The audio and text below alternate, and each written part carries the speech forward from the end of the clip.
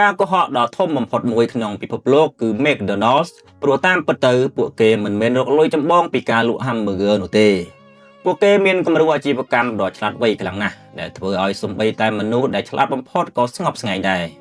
ពួកគេបានបង្កើតម៉ាស៊ីនរកប្រាក់4កម្រិតហើយកម្រិតទី4ទើបជាកន្លែងដែលមានភាពអស្ចារ្យពិតប្រាកដកម្រិតទី1អ្វីដែលមនុស្សគ្រប់គ្នាមើលឃើញនេះគឺជាប្រាក់ដែលបានមកពីការលក់ hamburger ទម្លងបំពងនិងភេសជ្ជៈផ្សេងៗសម្រាប់ម្ចាស់អាជីវកម្មភាគច្រើននេះគឺជាប្រភពចំណូលសំខាន់បំផុតប៉ុន្តែសម្រាប់ McDonald's វាគ្រាន់តែមានប្រហែល 1% នៃប្រាក់ចំណូលសរុបប៉ុណ្ណោះពួកគេស្ទើរតែទុកប្រាក់ចំណេញពីការលក់អាហារទាំងអស់ឲ្យម្ចាស់សាខា franchises ហេតុអ្វីដើម្បីទាក់ទាញឲ្យមនុស្សកាន់តែច្រើនមកបើកសាខានិងពង្រីកម៉ាកយីហោឲ្យរីកធំសម្រាប់ក្រុមហ៊ុនមេប្រាក់ចំណេញពីផ្នែកនេះស្ទើរតែមិនសំខាន់ទាល់តែសោះកម្រិតទី2ខ្សែសង្វាក់ផ្គត់ផ្គង់ supply chain ផ្នែកនេះនាំមកនៅប្រហែល 20% នៃប្រាក់ចំណូល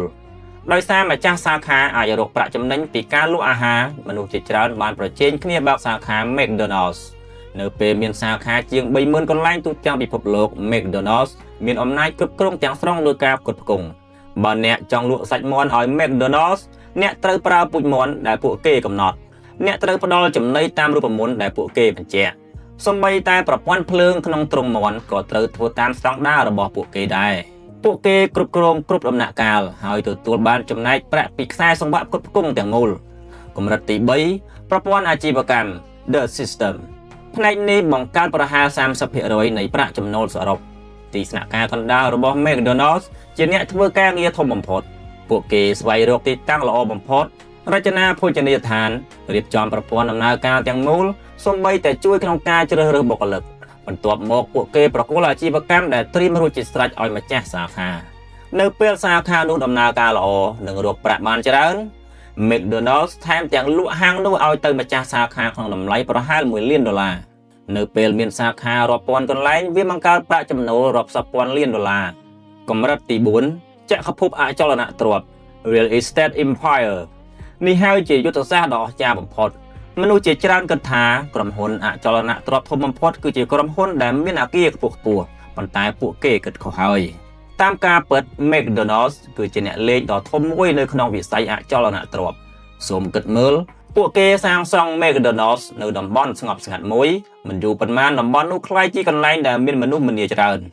តម្លៃដីជុំវិញក៏កើនឡើងយ៉ាងខ្លាំង McDonald's មានក្រុមហ៊ុនដាច់ដោយឡែកមួយដែលទិញឬជួលដីទាំងនោះក្នុងតម្លៃទាបមុនពេលសាងសង់បន្ទាប់មកពួកគេជួលដីដដែលនោះត្រឡប់ទៅឲ្យម្ចាស់សាខាវិញក្នុងតម្លៃខ្ពស់ជាងមុនអាជីវកម្មអចលនទ្រព្យនេះមិនមែនគ្រាន់តែជាប្រភពចំណូលបន្ថែមនោះទេវាបង្កើតបានប្រហែល 50% នៃប្រាក់ចំណេញសរុបរបស់ McDonald's ដូច្នេះ McDonald's មិនមែនគ្រាន់តែជាហាងលក់ hamburger ទេតាមពិតទៅវាគឺជាក្រុមហ៊ុនអចលនទ្រព្យដែលគប់ជួនក៏លក់ hamburger ផងដែរមេរៀនសំខាន់ McDonald's ទុកចិត្តបោះបង់ប្រាក់ចំណេញដែលមនុស្សគ្រប់គ្នាមើលឃើញដើម្បីទទួលបានប្រាក់ចំណេញដ៏ធំដែលមនុស្សភាគច្រើនមិនដែលចាប់អារម្មណ៍សប្តាហ៍ថ្ងៃម្ចាស់អាជីវកម្មជាច្រើននៅតែជាប់នៅកម្រិតទី1ដោយព្យាយាមរកប្រាក់ចំណេញតែពីភាពខុសគ្នានៃតម្លៃលក់ប៉ុណ្ណោះប៉ុន្តែការពិតគឺ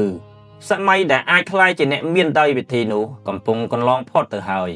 អនាគតនៃអាជីវកម្មគឺការបង្កើតលំហូរសាច់ប្រាក់ cash flows ការកសាងគំរូអាជីវកម្មនិងការប្រើប្រាស់ប្រព័ន្ធដែលអាចដំណើរការបានដោយខ្លួនឯងប្រសិនបើអ្នកចង់យល់ពិតប្រាកដអំពីល្បែងរកលុយដែលអ្នកសុខចិត្តបោះបង់ចំណេញតូចៗដើម្បីទទួលបានរង្វាន់ធំអ្នកគួរតែខិតខំរៀនសូត្រឲ្យកាន់តែខ្លាំងដើម្បីអភិវឌ្ឍខ្លួនឯងឲ្យមានការរីកចម្រើននៅថ្ងៃមុខ